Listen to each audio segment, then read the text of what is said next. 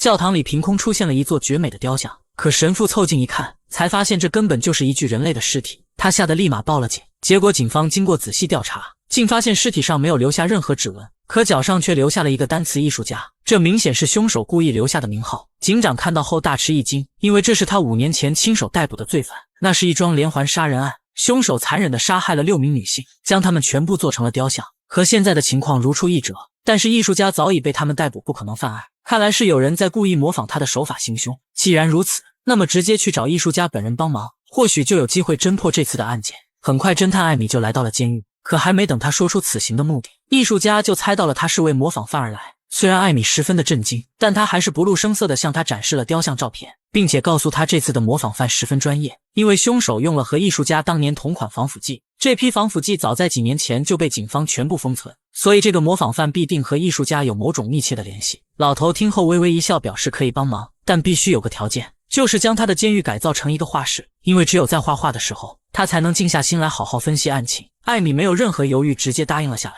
就这样，艺术家在一边画画的同时一边分析着照片，很快他就找到了线索，这尸体上的翅膀有点不对劲。艾米听后立马前去检查，在经过一阵摸索之后，他从翅膀里找到了一个指甲油刷，但很奇怪，因为这种指甲油早在几年前就已经停产。艾米上次使用的时候还在读高中，他将指甲油的照片拍下带给了艺术家，询问凶手留下这东西的用意，但艺术家表示自己也不知道，猜到翅膀里有东西是因为他当年也这么干过。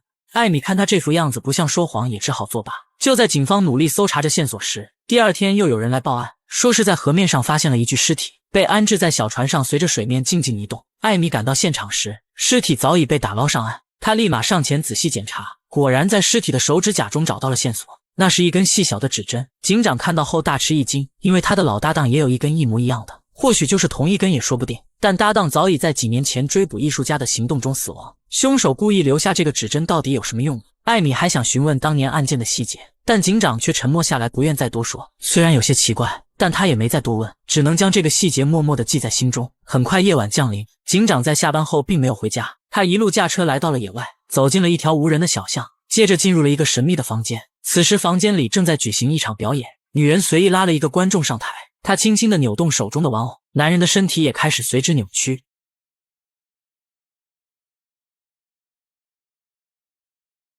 第二天，警长没有表现出任何异常，依旧是平日里那副认真上班的模样。很快，警局又接到了一起报案，没有任何意外，这次的尸体也被做成了雕像。警长想通过监控来查找线索，但令人绝望的是，监控被凶手动了手脚，根本没有拍到任何人影。但细心的艾米发现，尸体的脚边放着一个指南针。警长看后灵机一动，拿出几天前找到的指针放入，随着一阵晃动，指针慢慢停下，指向了一旁。两人顺着指针的方向看去，发现墙壁上挂着一幅画作。警长立马上前将它取下，出现在眼前的是一串字符，两人面面相觑，都看不懂这是什么意思。无奈艾米只好回到监狱询问艺术家，但此时艺术家正在熟睡中，手脚还在不停地抽搐。一旁的医生告诉他，这是因为艺术家童年遭遇了一场意外，大脑受了重伤，虽然保住了性命，但也留下了这样的后遗症。等艺术家醒来后，艾米马上向他询问了那串字符的意思。令人意外的是，这次艺术家并没有扯东扯西，而是直接将答案告诉了他。这串字符是3种语言的结合，翻译过来后是一处古董商店的地址。艺术家解释道，这是他经常光顾的商店，偶尔会把自己的作品出售给他们，所以那个模仿犯极有可能去买过他的画作。艾米听后立马赶到了目标地点，但两人只在这里找到了一幅模仿艺术家画作的作品。经过详细的检查，艾米惊喜地发现画作上留下了一枚指纹，但奇怪的是指纹的主人是一名女性，不太符合警方对凶手的印象。很快艾米就找到了女人家中，看上去这里已经荒废已久，到处都充斥着刺鼻的气味，而他们要找的人也变成了一具干尸。从尸体上来看，女人已经死了很久了。警长注意到房间里到处都放着各种化学药剂，其中还有艺术家使用过的防腐剂。更加诡异的是，柜台上还有一张艺术家小时候和他母亲的合影。难道说这具尸体的主人就是艺术家的母亲？恶毒的他一直在用母亲的身体测试防腐剂。两人意识到画作和指纹就是艺术家留下的假线索，他真正的目的是要将警方引到这个房间。艾米愤怒地回到监狱和他对峙，并表示警方的耐心已经到了极致。面对艾米的威胁，艺术家十分淡定，他表示自己其实知道凶手是谁，并且还知道去哪里能找到他，但条件是艾米必须做一次他的人体模特。此刻艾米已经逐渐恢复了冷静，他告诉艺术家这是最后一次，如果再耍花样，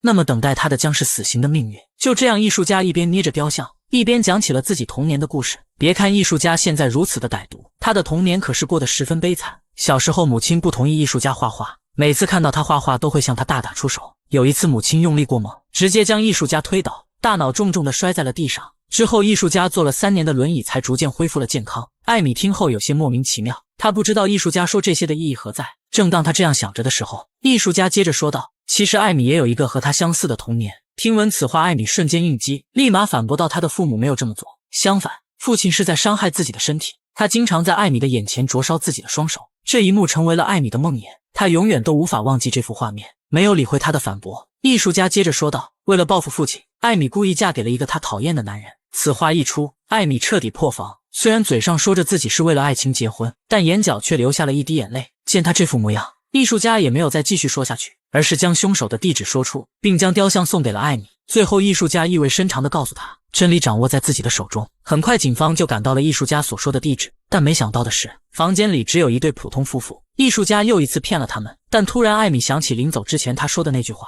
然后在警长惊愕的目光下，开始疯狂地破坏起了雕像。果然里面藏着一张纸条，上面是凶手所在的真正地址。两人马上开车前往了此地。令人害怕的是，房间的墙壁上挂满了艾米的照片，几乎包括了她的一生，从小到大无一缺失。警长立马意识到凶手的下一个对象可能就是艾米，于是他立马向警局请求了支援。但也就在此时，艾米突然听到下方传来了一阵女人的哭泣声。她掀开地毯一看，竟是一个地下室的入口。艾米小心翼翼地走下楼梯，一路顺着声音搜查而去，结果找到了一个被锁链捆绑的女人。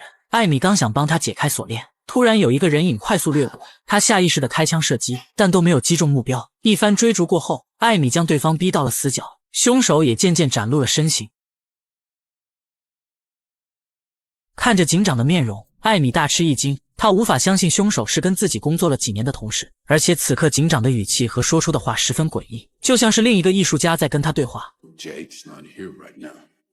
No prison can hold a man who's free inside himself. Remember, Mayor? 艾米彻底蒙圈了，紧握手枪的双手也开始微微颤抖。只见警长再次隐藏了身形，开始讲起艺术家童年后半部分的故事。坐上轮椅后，母亲撕掉了家里所有关于画画的书籍，无奈她只能坐在窗边画一些自己看到的人和事。但没想到的是，艺术家看着小伙伴的画像，下一秒灵魂直接进入了对方的身体里，可以操控他做任何事情。发动这个能力的同时，艺术家的本体就会开始抽搐，所以之前艾米在监狱看到的画面，就是艺术家在发动自己的能力。之前所有的案件都是艺术家附身警长去做的。艾米终于明白，所谓的模仿犯根本就不存在。说出了全部真相后，艺术家拿起手枪就要杀掉艾米。艾米为了自保，只能抢先一步开枪射出了子弹。艺术家中弹的一瞬间，他的灵魂也回到了自己的身体里。一场闹剧最后伴随着警长的死亡结束，艾米成为了缉拿凶手的大英雄。他知道就算自己说出了真相，也不会有人相信。事后，在警长的葬礼上，艾米找到了艺术家的医生，有了之前事件的经验，他一眼就认出了医生已经被艺术家附体。艾米问他为什么要做这些事情，有这样的能力，逃出监狱简直就是轻轻松松。令人意想不到的是，艺术家居然说做这些全部都是为了艾米。此次事件过后，艾米成为了新一任警长，这正是他想要看到的结果，因为他喜欢上了艾米。听闻此话，艾米突然想起有几个夜晚，丈夫总是半夜不睡觉，坐在椅子上看着自己，想来那时候的他就已经被艺术家附身了。看来这就是艺术家这么了解自己的原因。艾米不禁有些头皮发麻，如果不是留了后手，自己可能一辈子都会活在恐惧之中。她告诉艺术家，自己发现了他的一个习惯，每次艺术家画画的时候都会下意识的去摇笔头，所以艾米就在送去监狱的铅笔上下了毒。这次见面可能就是两人最后一次见面了。听闻此话，艺术家立马回到了自己的身体里，跌跌撞撞的跑到镜子前，伸出舌头一看，发现上面已经沾满了毒素。下一秒他就直接瘫倒在了地上，永远失去了呼吸。